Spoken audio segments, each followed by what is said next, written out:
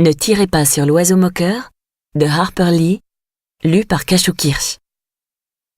Atticus m'avait promis que, s'il apprenait que je m'étais encore battue, il me ferait définitivement passer l'envie de recommencer. J'étais beaucoup trop grande pour m'adonner à de tels enfantillages, et plus vite j'apprendrais à me contenir, mieux ce serait pour tout le monde. Cela me sortit vite de la tête. Ce fut la faute de Cecil Jacobs. La veille, il avait annoncé dans la cour de récréation que le père de Scout Finch défendait les nègres. Je niai, mais en parlai à Jem. « Qu'est-ce qu'il voulait dire ?» demandai-je. « Rien. Interroge Atticus, tu verras. » Ce que je fis le soir même. « Tu défends les nègres, Atticus ?» lui demandai-je le soir même. « Bien sûr. Ne dis pas nègre, Scout, c'est vulgaire. Tout le monde dit ça à l'école. Désormais, ce sera tout le monde, sauf toi. Eh bien, si tu ne veux pas que je parle de cette manière, pourquoi m'envoies-tu à l'école ?» Mon père me regarda, l'air amusé. Malgré notre compromis, depuis la dose que j'avais absorbée le premier jour, j'avais poursuivi, sous une forme ou une autre, ma campagne contre l'école. Au début du mois de septembre, j'avais été frappée de faiblesse, de vertige, de difficultés gastriques.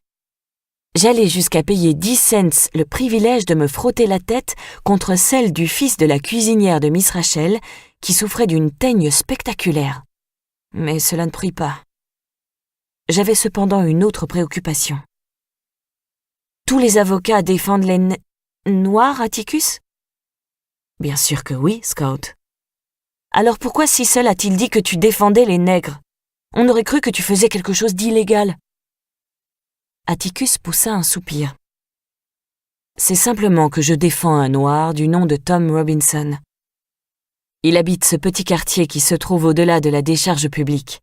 Il fait partie de l'église de Calpurnia et elle connaît bien sa famille. Elle dit que ce sont des gens honnêtes. Tu n'es pas assez grande pour comprendre certaines choses, mais d'aucuns prétendent dans cette ville que je ne devrais pas me fatiguer à défendre cet homme. C'est un cas spécial. Le procès n'aura pas lieu avant la session d'été. John Taylor a eu la gentillesse de nous accorder un report. Si tu ne devrais pas le défendre, pourquoi le fais-tu quand même ? Pour plusieurs raisons, dit Atticus.